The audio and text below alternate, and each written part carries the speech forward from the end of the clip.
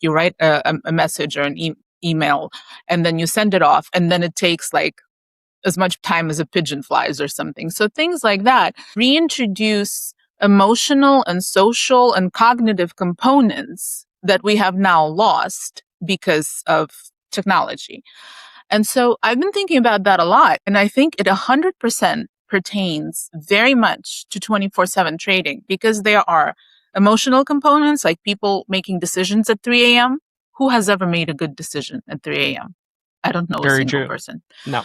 And also the idea of kind of like being always on. Everybody is already burned out from being always on. And here, like, you don't even have the excuse of like, it's closed, so I can't trade now, so I can take a break. There's no excuse anymore.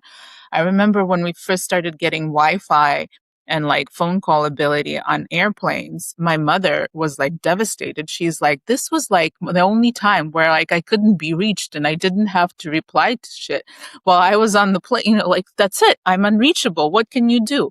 That's gone. So I think I agree with you, Vince. I think there's so many social and emotional implications to extended full 24/7 trading that we have not considered. And I mean, we're going to know. We're going to find out. We're going to find out. Yeah, we'll definitely find out. Oh, yeah, that's crazy. I've never even thought about it like that, but I totally agree. It's like, yeah, it's crazy thought experiment. I mean, especially with like so much like algorithmic trading and like the speed of information affecting how these trades can like get in and out and like ARB stuff. I have a feeling that if we continue to go very much like global with, the stock market, there will emerge a time zone somewhere that's probably plus 3 to 6 on New York, that just becomes like this insanely profitable time zone where anyone in that time zone has like the best opportunity for any sort of ARB, any sort of trading in this 24/7 world.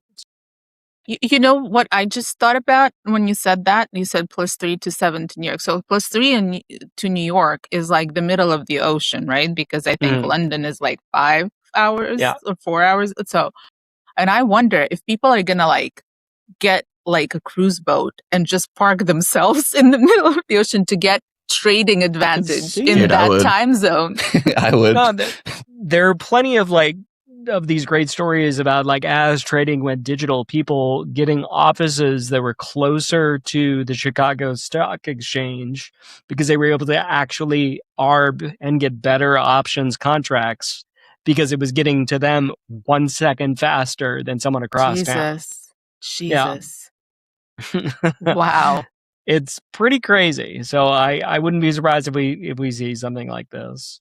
I don't like 24-hour everything. That hurts my brain. Like, when do you actually get to be like, I'm going to sit down and think, oh, is this a good, interesting investment? Or, I feel like there's going to be less things that make things volatile too, as well. I think 24/7 is actually going to remove some volatility. I could see that.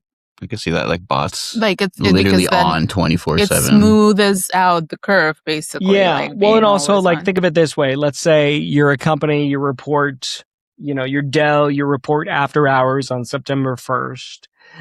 You drop a whole bunch of bad news. You're like, we're, firing the entire team. We're not making computers anymore. We're pivoting into making tennis shoes. And then markets are closed and no one could trade, and everyone just has to sit on that for, 8 to 12 hours. And they're like, the moment the bell rings, I'm going to sell. And so then you just get this like big, massive order book of sells ready, bell hits, and then that just immediately hits the market and causes a whole bunch of volatility. Yeah, no, I can totally see that.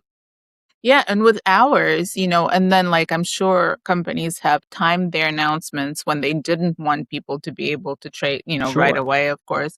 And then it's like a thing where they tell you for personal relationships or family relationships, like take a pause, right? Like there's also these apps now that like won't let you reply right away or something, like where you have to think about what you read and sit with it for a couple of hours, and only then can you reply, as opposed.